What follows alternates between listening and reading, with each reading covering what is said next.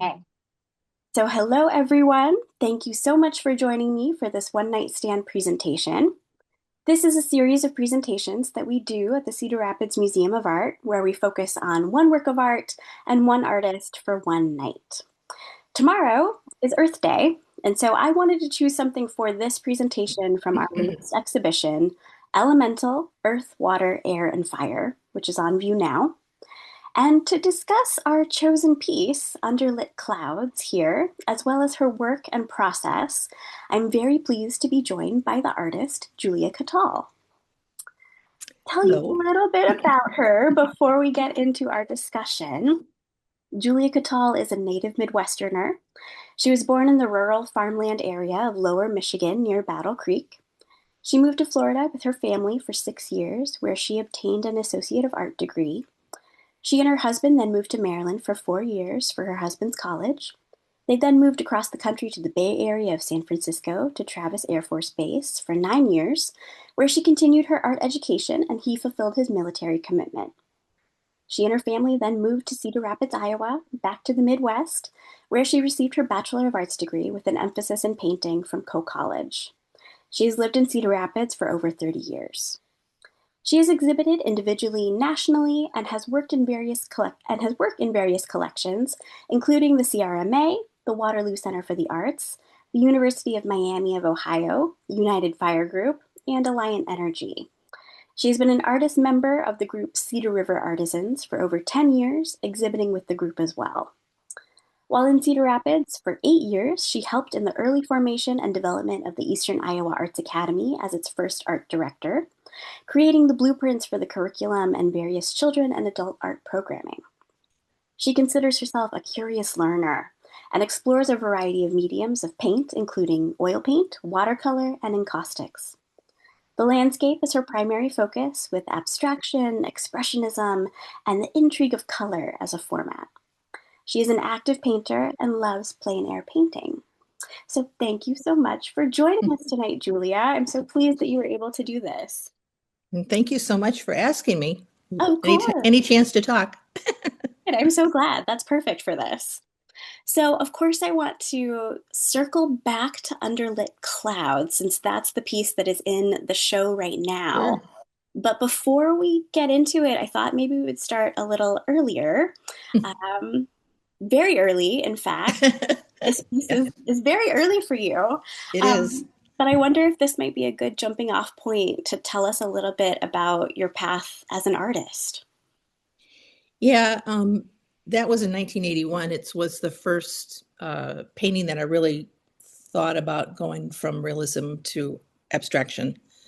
And it was, I was pretty young, obviously, but yeah, growing up, I had a very creative and a very mom who was very creative. She enrolled me in a lot of art classes as in elementary school and middle school, and kind of continued that through my life, taking different classes and workshops and stuff. But um, I think that after I've always been interested in art as an artist, Mhm. not being formally trained, until you're educated. So that was my deal. This was acrylics. I kind of made the mad switch to oils in college and never looked back. So, were you doing more realism during this time? Was it during college that that kind of shifted for you?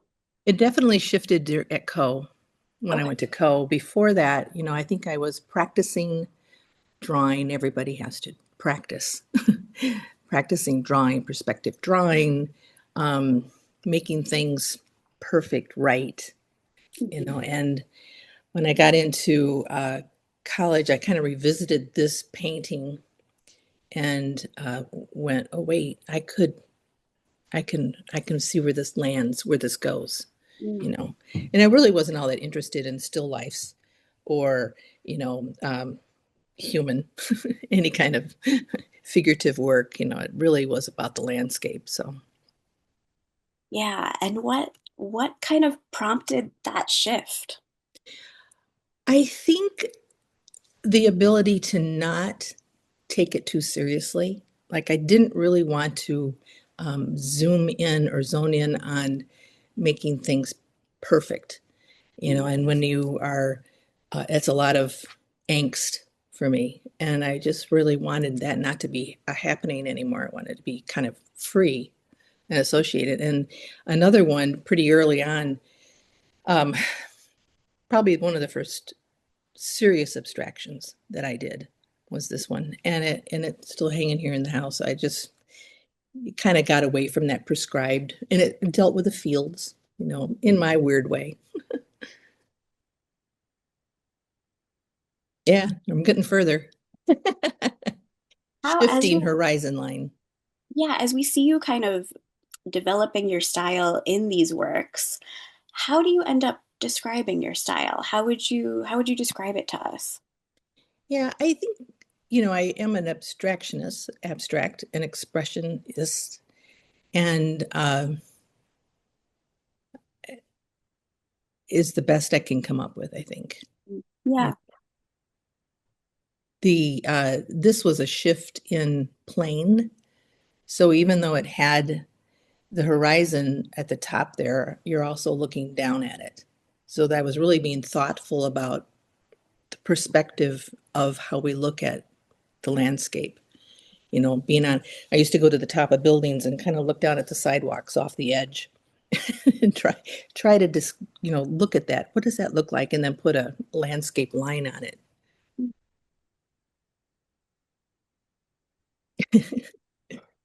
It's a response painting. There, I dabbled with that for a bit. When 9/11 happened, I also had a bad critique just about that time of year. And on that class, any rate, it's a big picture. This is a 60-inch painting. Actually, I think it's behind me. And it was very fast, very gestural, very one of the I kind of wavered between a brush and a palette knife, which I only use now. So this has a little bit of elements of both, where the earlier works were pretty much a brush, and I kind of switched over.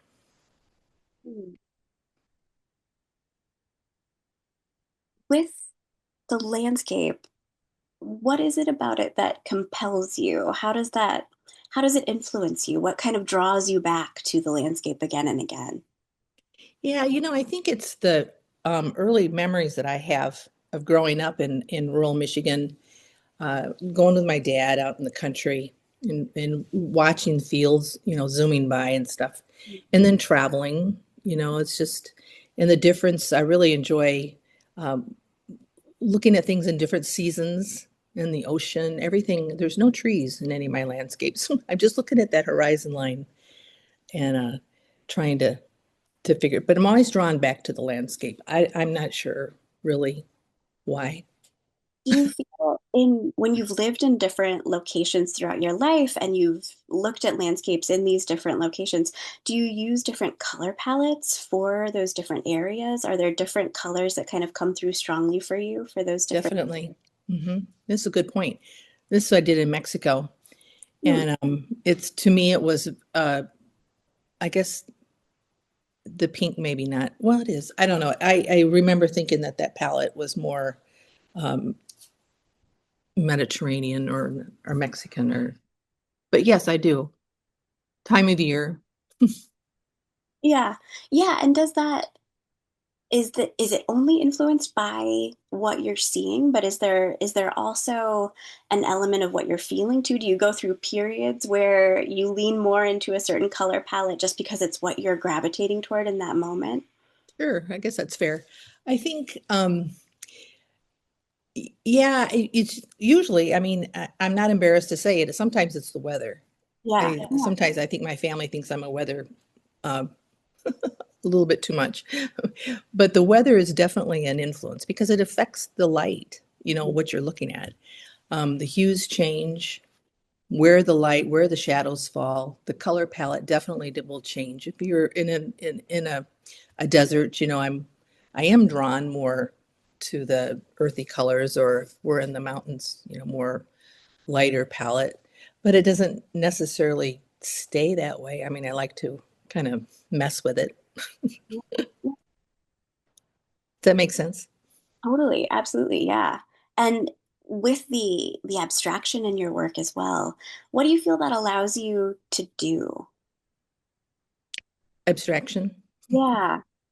I think it's more of a freeness, that I can block out everything else. And it's maybe it's the start of art therapy, right? I don't know. I think it lets me get away from prescribed um, landscape. I don't have to make it look like a landscape. I try to have a horizon line, but a lot of times that kind of goes away. Mhm. And it's a very freeing moment. And it allows me to also respond to the materials in a weird way. I don't necessarily have to um, concentrate on that line and where it's going, and I can just kind of let it go. And since I'm using a palette knife, it does spread it around, and I can um, interact with that easier. Yeah. And how did you arrive at the palette knife and that kind of gesture Yeah, work? yeah. I don't know. I think and when as an oil painter, you have a lot of solvents and practicality. I just didn't want to deal with the fumes and the clean up with the brushes and things. And I got a friend of mine had a trowel that he did some cement work. And I was painting at that time on pretty good sized paintings. And he said, well, why don't you use this trowel? And I said, oh, okay. So I started that and then kind of went down because the trowel is just ridiculous to paint with. You got to do something small. So I ended up with the painting knives and never looked back. It was great. And there's no solvents. I don't use, it's just pure pigment or the oils that are coming out of the tubes. Nice. Okay. And I know here we're kind of getting into this time period that's around when you were also working on Underlit Clouds and Hmm. a little later in some of these too. Um, and I'll jump ahead to that work. I know we want to have time for that too. Yeah. Oop, where'd it go? There we go. Um, so for a work like Underlit Clouds, what kind of sparked this piece for you? Well, I do remember we were in Colorado and coming back. And I remember that there were a lot of rain events there, but it was spring, so that meant there was still snow on the mountains. And although as you got down into the lower parts of the mountain, the Piedmonts, I guess, it was still kind of greening up, and there was a lot of yellow. There's no yellow in the snow that I look at it, but um, when I got home, I didn't take photos. I don't work from photography. Mhm. I remember just trying to piece it together what I thought about. And I started with the sky on this, trying to get in that volatile storms that were coming up over the mountain, but yet they cleared, and when they cleared, the light changed on the earth and in the soil and everything. And then the kind of the color took over a little bit for me, I kind of got lost in it, and then it just kind of happened. Does that make Okay. sense? Yeah, absolutely. So do you map things out at all as you're starting a piece, or do you just kind of go in and let it flow? I always draw one line with an oil stick. I have one horizon line. Okay. That's it. And it isn't always complete. In fact, it usually isn't. It's just a gesture across the canvas. Hmm. And then I go from there. That line, though, is an important line because I will go back to that line and fill in with different pigments or different hues of pigments, and we'll draw down or up from it. So I'm looking at this one, and I see that on the left side where the purple is, that Yeah. line was there, started, and it kind of went across. And as it drew up, it intermixed in with the blue and the gray. I think Payne's gray probably was in there. And that's how and it just evolved. Hmm. How long does it take you when you're working on a piece? I know. My kid could do that right in 5 minutes. No, No. I I've got that a lot. Um, I think the very first pass, because it is oil, I do try to make it a thin coat, do thick on thin. So it's pretty thin, and it will take me maybe seriously, depending on the size of the painting, not that long, maybe an hour, just to get the paint all over it. I sometimes will walk away and come back to it the same day. Sometimes I just come back the next day, and then that's when I lay down the heavier layers. And because it's oil, it stays. It's great. It doesn't dry out, so I can go back. I would say probably 68 hours for this size. This is like a 20-inch, I think. Yeah, The we have a big ones, big 60-inch ones, those are days, but Mm, they're just continuous layers that change. They're shifting and moving a bit. So yeah. Mm. I know, so you mentioned that you don't work from photographs, and so it's mm-mm, kind of coming from memory. And that's something that I know you've talked about before, that memory and also the past play a role in your work. Can you tell us a little bit more about that and kind of what that's like and how that appears, how that functions in your work? carefully. Yeah, um, I have a lot of the childhood memories come back a lot when I'm painting. I think I remember laying the clouds in the sky are particularly when we lived in Michigan, I would lay down and look at the clouds because we didn't, there wasn't a lot to do out in the country other than, look around and observe. And I was pretty good at that. But I would remember making the shapes. And not everybody does that. They lay out and they look up at the clouds and they see a dog or a cat or whatever. But that was a fairly important part of my life. And I think that it fostered creativity and imagination as an adult. I look back at that and it helps me make choices. It could be this, could it be that? It's like a lot of if questions. What if I did this? What if that cloud changes? So while I'm looking at my canvas, I'm also in my mind envisioning something that's shifting a little bit or moving. It's not necessary. I'm trying to compile different things. I'm compiling things that I saw as a kid, memories, um, weather, and then come to the table and try to get it all in there. It doesn't come up from a photograph, no. And I know in the bio that I was providing at the beginning, it mentions a little bit about plein air painting. Hmm. So how often are you doing it right there out in nature? Not as much with the oil paints. I do a lot of watercolor, Hmm. and that is definitely a plein air event. The um, the oils are, I'm in a studio Yeah. mostly, but Yeah. the plein air for the watercolor is fabulous. I just love it. It's just real time. You're just recording as it happens, and it's fascinating. I'm curious about it and excited about that direction. Yeah.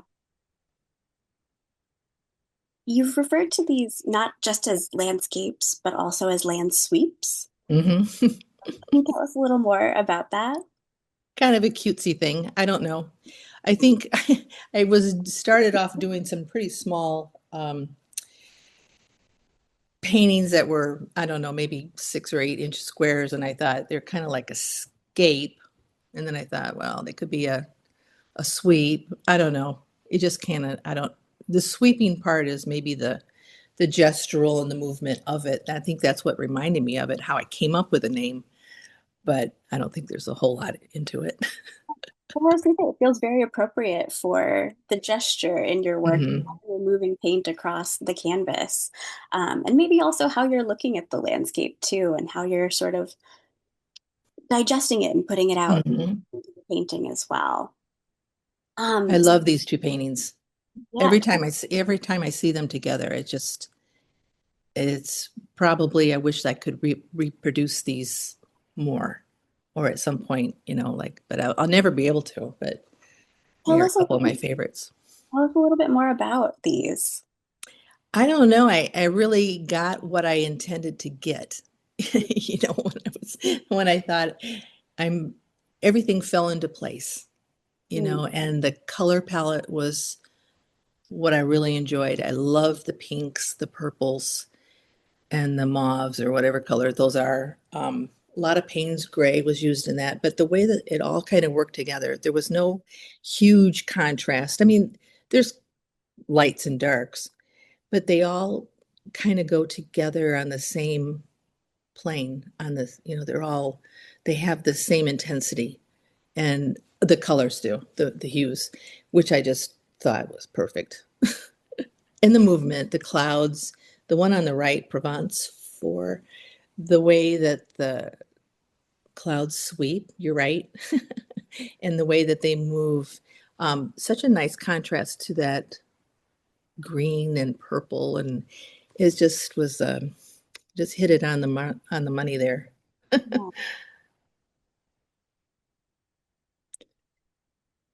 Mountains again. My daughter lives in Montana, and we went out to visit her, and I'm not kidding. She was so, and I had never seen the mountains quite like that, and it looks very much like this. I mean, it's obviously it's abstract, but it was just a very, I really felt ethereal. The mood of the mountains that was very calm and in a weird way. I don't know. Oh, It's that's a great. pretty good size painting too. It's about, I think it's maybe 36 by 48. Okay. Do you prefer to work larger or do you I like do. I would love to, but I don't, I have a lot of large pieces that I don't know what to do with. That's the thing. space? Space is always hard. Yeah. We don't have enough walls. Yeah. Yeah, I love working big. I think it's you get to use bigger tools. It's like I get to use a hand tool and more paint, more mess, more gestures. I can really physically connect with the canvas and with the gestural drawings and stuff. And I love that part. Yeah. You've also talked a little bit about really enjoying kind of an element of surprise in Hmm. your work. What does that mean to you? Why is that important to you? Well, I think maybe I'm just surprised at myself Mhm. when I'm painting and then something happens in the painting and I go, wow, that's cool. It's a surprise. And so I kind of want to pass that on to my viewers or Yeah, somebody who's viewing the painting. I think, wouldn't that be nice if they could look at something and be, oh, what is that about? I'm looking at that turquoise and orange there and it's like it's a little bit jarring. It's kind of a surprise, and I like that. And I like that viewer to think about that difference and or maybe just notice it. I don't Doesn't matter. Or a little spot of turquoise. There's a little spot down there on the bottom right. yeah, Maybe it was a lake. I mean, you have to think about. And so if I can find some kind of curiosity in it, I like that. yeah. That's nice. Those little moments in the, Hmm. yeah, that can spark that. That's wonderful. I want to make sure that we leave time for questions Sure. from our audience. But before we do, I know you mentioned watercolor is something that you've been Hmm. experimenting in, playing with lately. But is there more that you want to tell us about with the direction that your work is going in, or what you're kind of excited about in your work moving forward? Yeah, I mean, I am still excited about painting. I think that I've come to realize that that's what I'm supposed to do. Hmm. That's what we're supposed to do. Find your passion, act on it. It doesn't have to be um, anything complicated.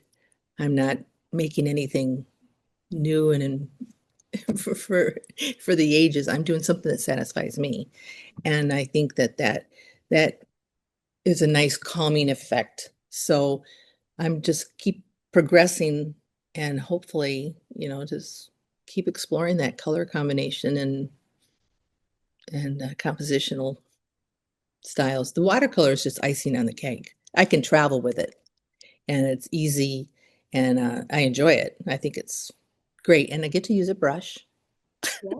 Yep. but it's fairly clean.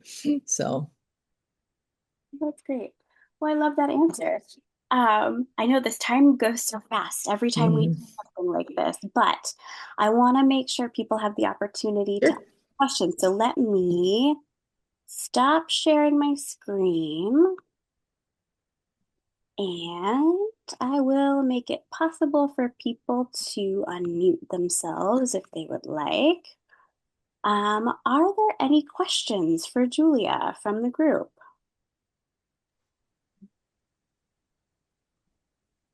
Uh, Hello, can you hear me? I Yes. can. Okay.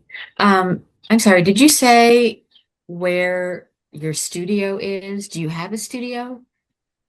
Great question. I do. Usually I worked out of the house, and then I had a studio downtown in the Higley building that I shared, which I absolutely loved. But my studio now here is in my home, and we have a very old house with porches, and one of the porches I just converted to a studio. So it's wonderful. I can work in there and walk away, leave the mess. Yeah, I'd like to get started on some projects, but again, I really am feeling the need lately to have a studio because I don't really have a good place. And it's good to understand that I think whatever kind of art you do, you really do need your art place, I think. Sure. I think that the studio, when I had the studio downtown, it was just great. I made myself leave the house to go do a job, so to speak. But I designated time there to go down to the studio. I could leave it there and walk away. But I actually really enjoy having it in the house. A spare bedroom or whatever you have is perfect. I encourage that.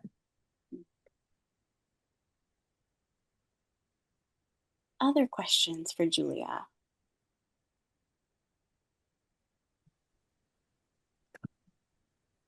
Um, Julie, do you paint for an hour or do you set aside several hours when you're going to go paint? Great question. I like to have a time period of weeks. And then on those, I do nothing else but paint. I will go in my studio and paint for the day. And truthfully, I do kind of get lost in there. It's an experience. It's an all day thing. Although I also have a cup of coffee while I'm in there. And I want to surround myself with the paintings that I'm working on. So I may have do one in a couple of days, and then I hang it in the room, and then I continue off that. It's a jumping off a springboard, basically, and getting that to make a succession so that I have a body of work that may compile, I don't know, 10, 15 paintings in a couple months. I can't paint that fast in weeks, but I do use those older paintings or those paintings that I'm working on to stepstone to the next part. But they are days. I mean, they're full days. I will go in the morning, take a break, work in the afternoon. I kind of lose time. That's a problem. You just kind of get lost. That's Hope not a that bad, answers your question. that's not a bad thing. No, yeah. Do you listen to music when you're painting or not? Another great question. I used to. Um, and man, it really did help me when I was younger, I think. And I did a bunch of playlists. I got friends to send me their playlists and I would, paint and stuff.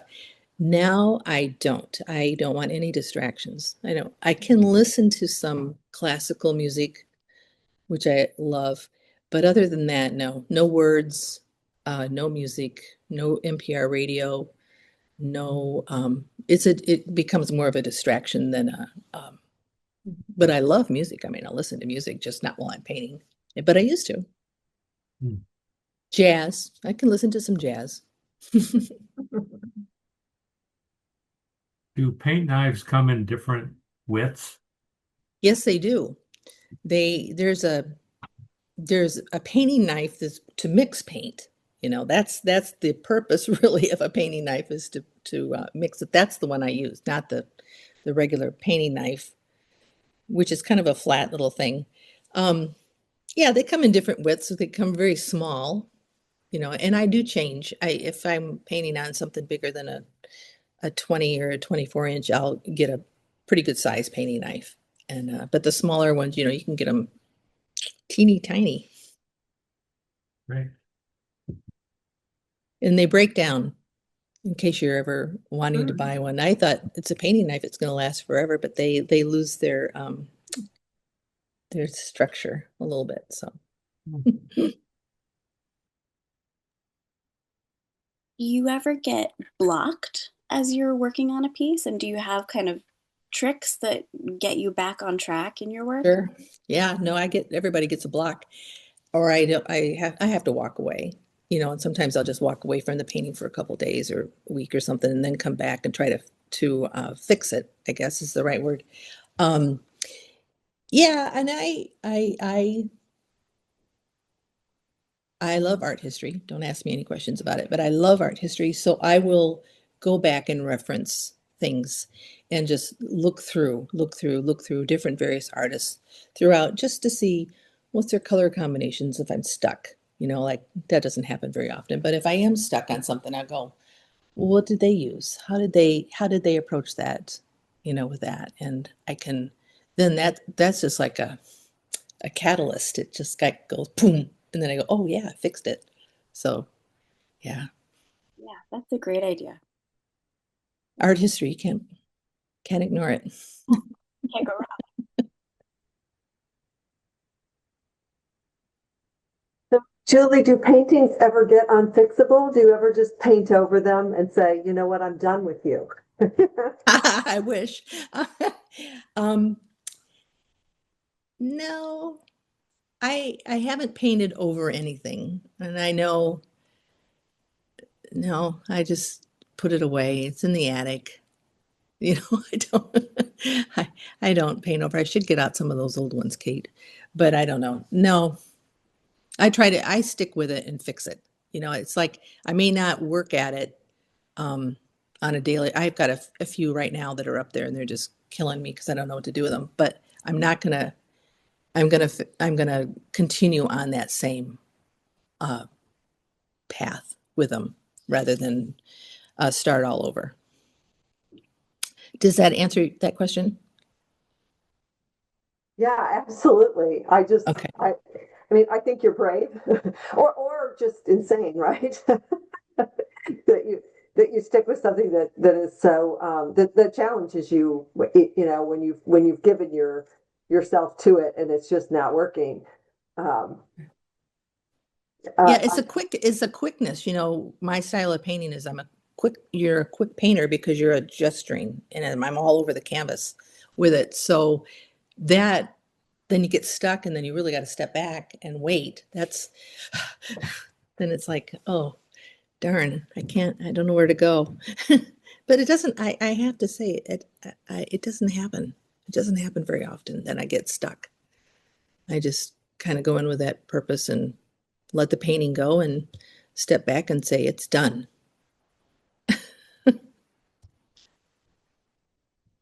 So I'm curious, who were some of the people that you like to look at for your inspiration? Where have you traveled places to see different artists and different types of Yeah, art? I hit every museum in every town, we do. We travel a lot and we go to all the museums and um, I love Richard Deepcorn. He's a California painter. And all the rest of the artists that everybody else loves, that's who I look at. You know, I don't travel to see somebody specific, but I will if they're there.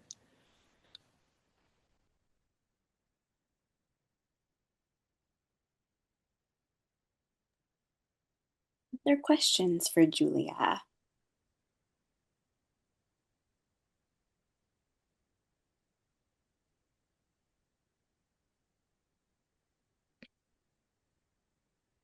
Well, Julia, were there any questions that you wish I had asked that you're done that I didn't ask you about? Details that you wanted to share with us? Yeah, that's pretty funny. No, you did pretty good. You got everything. I just do emphasize that, that painting abstractly lets me let go of something that's prescribed. And that's what I want the viewer to take away from it. I'm not really painting for, some type of relief of pain or to get through some type of emotion or a crisis or anything. I'm truthfully painting with joy. I love to paint. I love it. I love it. I love it. And it is something that I feel very fortunate that I can allow myself to let go and just do it. I don't think everybody can do that. And so it's important. Yeah. I think that's kind of the perfect thing to end on. That's perfect. Where can people find your work if they're interested in learning more, seeing more, hearing more from you? Here in town at Gilded Pear, it's galleries in Cedar Rapids, and that's pretty much there. The art museum. Okay. And you have a website too, right? Yes, I do. My name .com, juliakottal.com is a website. Yeah, thank you. Forgot about that.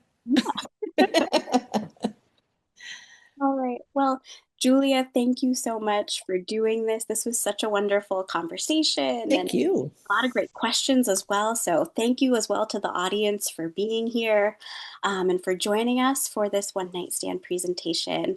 I hope that you'll come check out the museum, I will. see Julia's work, Underlit Clouds, in person in our exhibition Elemental. It's something entirely different to see it in person than it is to see it through a screen, as I'm sure many of you know. So do come and check it out in person. And stay tuned for more work from Julia and stay tuned for different presentations from us at the CRMA as well. We hope you'll join us again in the future. So thanks so much, everyone, and enjoy your evening. Thank you. Thanks, Julie. Good night. Good night.